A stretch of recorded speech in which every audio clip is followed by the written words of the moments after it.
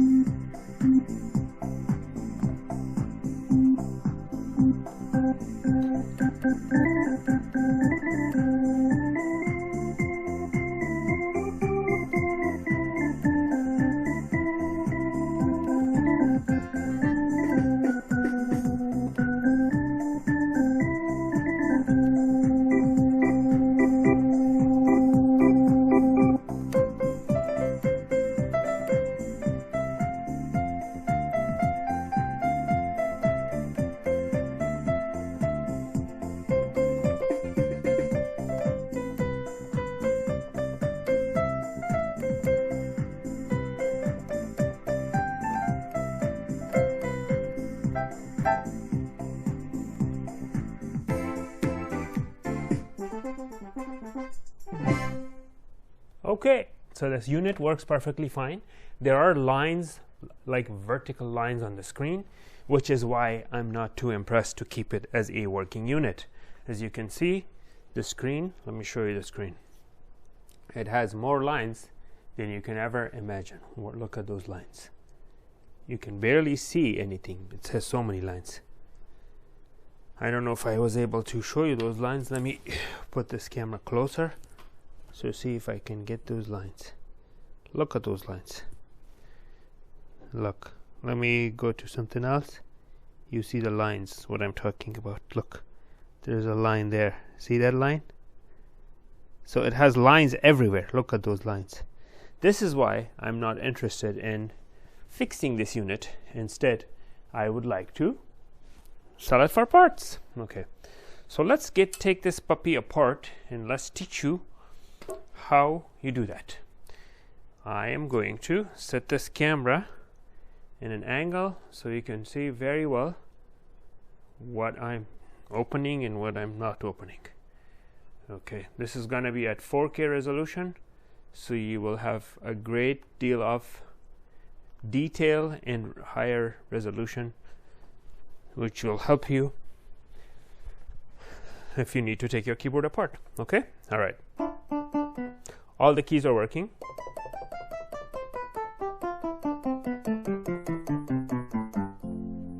That's because this is off. Let me turn that off.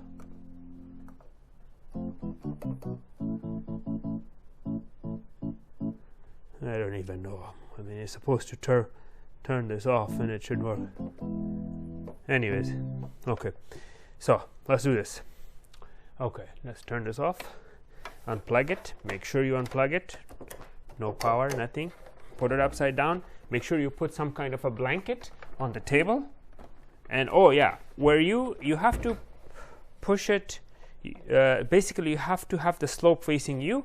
So I cannot flip it this way. I'm gonna have to flip it this way because this side is higher, this side is lower, and it's easier to open it when it's facing you. The first thing I'm gonna do is I'm gonna see what's up with the keyboard, with the floppy, because a lot of people need to upgrade the floppy. So let's see. Okay, so there are two screws that take the floppy housing apart. This is just the housing, remember. These two screws, just taking the housing apart. The floppy does not come out just by removing these housings. This is just the housing. The floppy still, there has screws inside. So this is not a quick reach to the floppy drive. If you want to change it to an emulator, you can do it from there. Okay, now notice there's so many screws. The screws that are deep, very deep with holes, those are the ones that will open the case. The screws that are like in the surface, these are the ones that will open the wooden part right here to take it further apart to disassemble it basically. So I don't have to open these screws, the ones that are popping up. Only the ones that are deep inside I need to open. I will start from the exterior parameter and then I will work my way inside. Okay, so let's do the exterior parameters first.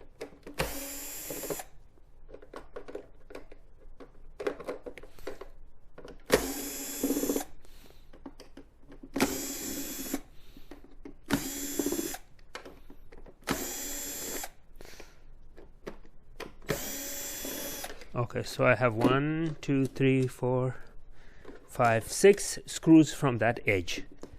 And then on this right edge, we have 1 and 2. Well, this doesn't count, so 1, we have 1. And then we have 1, 2,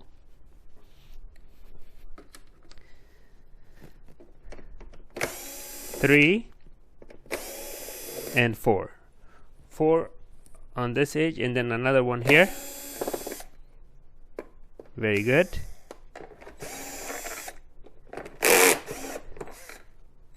That one is not a screw.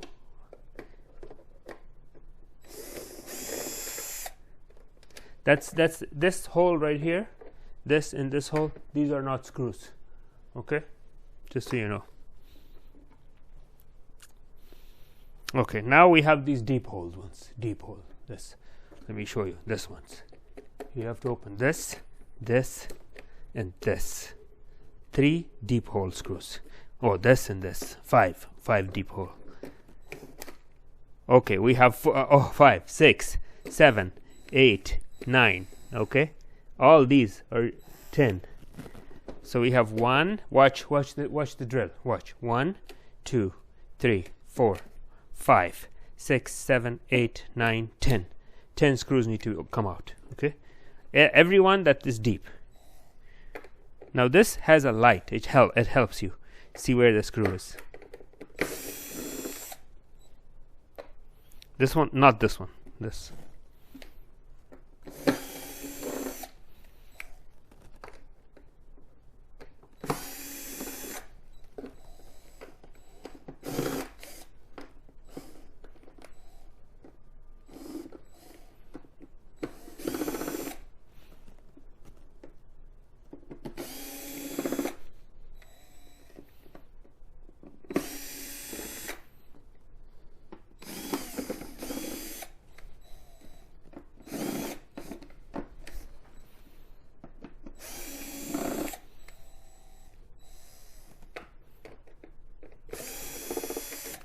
Okay, all of those screws are out. So now I should be able to take out the top panel without having to deal with all of these screws. Okay, I should be able to take out the top panel. Let's find out. And there you go. The top panel is out. Now that the top panel is out, you have to unwind these guys. You have to unwind these cables so you can take them apart and unplug them.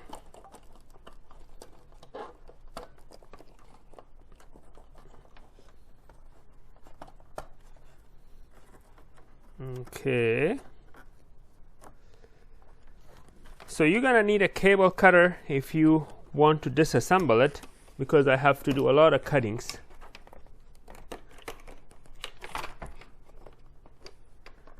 So this needs a screw removal. this needs a screw removal. The most common reason why would you open this keyboard would be to change the keys, because these keys break. This is very simple. To take a key out, you press down here and slide it out. Watch. Like this. This key is out, but I'm going to have to first release these two screws. Watch. I will release these two screws and release this screw. Just two screws to get this out. This whole thing is attached with two screws. Now the key comes out. Again, I will do it again.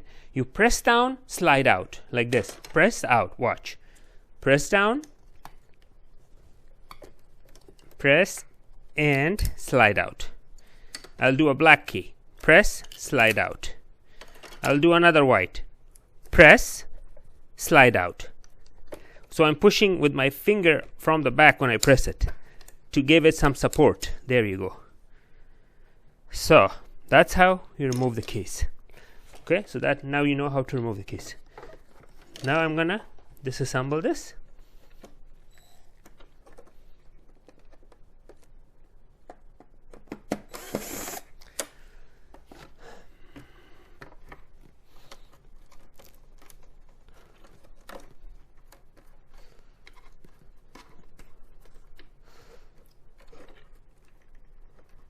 Okay, I'm going to need a tie-up cutter. I'll go get a tie-up cutter in order to be able to. One sec. I need to find a tie-up cutter. Let's see, where are you, tie-up cutter?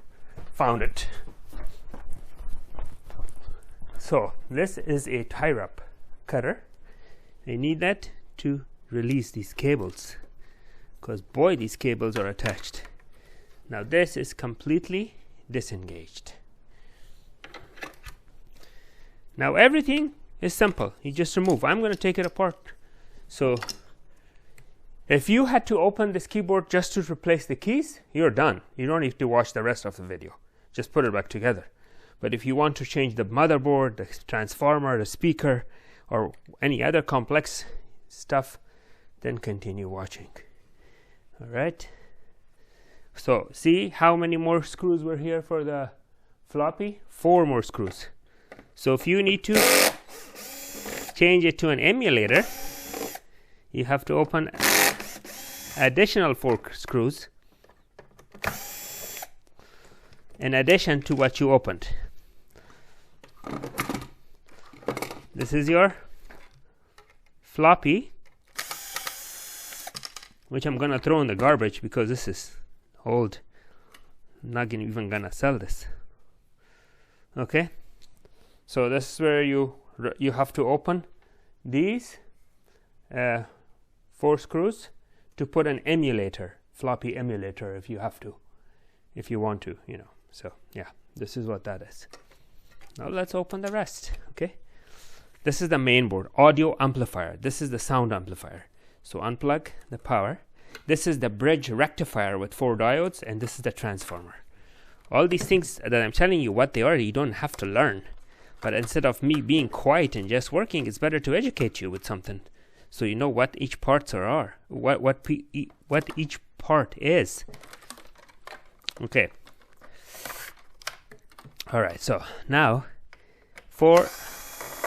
this is a transformer, which is called step down transformer.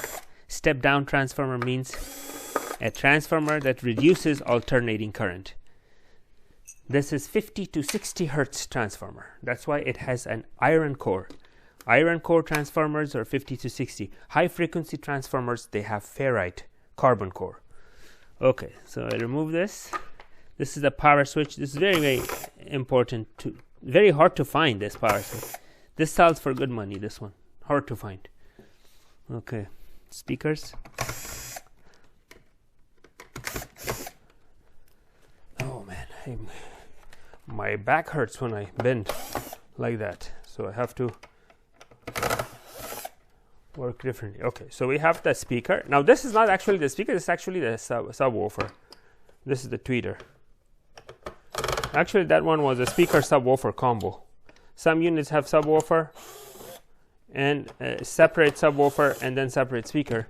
This unit has it all together. So subwoofer, speaker. This is a power input circuit. Very, very important because a lot of the time this breaks. So this has another screw on the side. Oh, let me unplug this and show you how to take this completely apart. So I have a, there you go.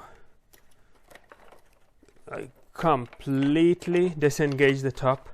The top has nothing to do with the bottom now. I'll put it under the table. I'll get on it later. Okay, so there's one more screw to open the power supply. There was one more screw from here, which I took out. Okay, now this is the cooling fan. The cooling fan is right next to the transformer because that's where the heat is. And also the heat, a lot of heat gets on these. So you need a cooling fan there too. Let's see if there are any other screws for the cooling fan. No, that was it, just one screw. Okay.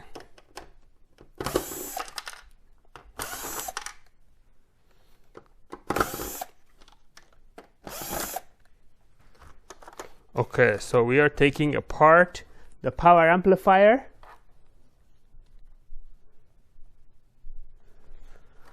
And we are almost there. We are almost done. So I need to see what is holding on to this. So this, there you go. So now you have to open these. These are like plugs that you have to disengage or unplug. Okay, so that's your power amplifier, fully functional. Now, by the way, you have to ground yourself with a ground strap, but I already grounded myself and discharged my body. So normally you can't touch them without grounding yourself. Okay.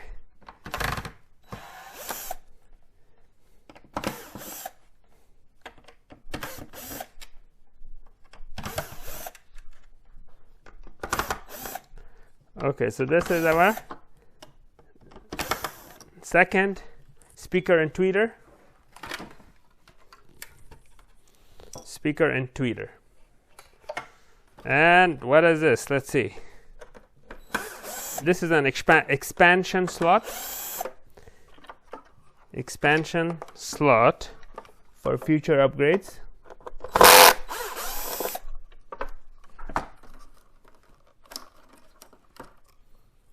And this is the actual synthesizer. This is like the digital sound generator.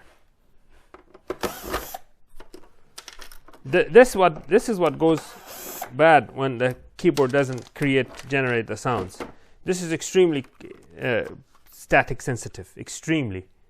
So we have to be very careful how to handle this puppy. All right. So I guess that's it. That's everything. The keyboard has been completely stripped, and as you can see, they didn't have to open any of these.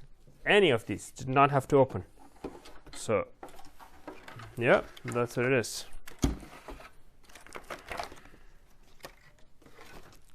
So let me put this aside and show you. You have to make sure you don't have any screws here because the screws will scratch all your parts. Take all the screws aside. The last thing you want is to take something apart and then damage it during disassembly.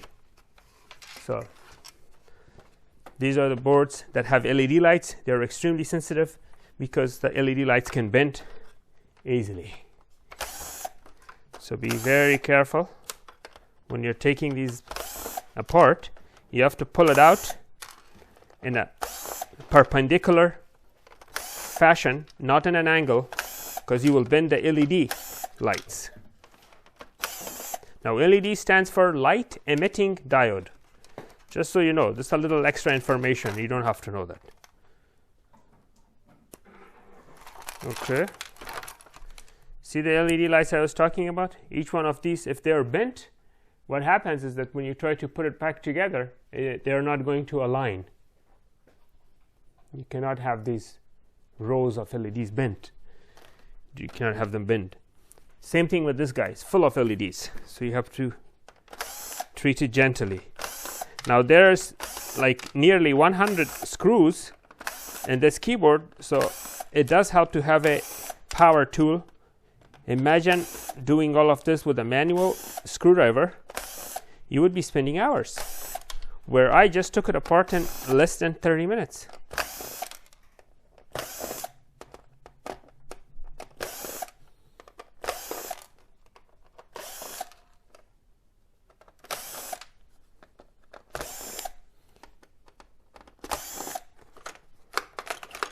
Now a lot of you would say, what a shame you took apart a fully functional keyboard to sell it for parts. Well, guess what? It was a fully functional keyboard, but the screen wasn't. The screen had lines, and I couldn't get the screen. It cannot have lines on it. I couldn't read what it would say. So again, full of LEDs, requires a lot of caution and carefulness. This is the inverter board. The inverter board is the board that creates high voltage electricity for the backlight, which is a CCFL light. The inverter board could give you electrical shock. It's dangerous, you have to be careful. It could give you electrical shock even if it's not plugged in, because they have capacitors that can hold thousands of volts. The inverters do generate nearly 1000 volts for the CCFL light.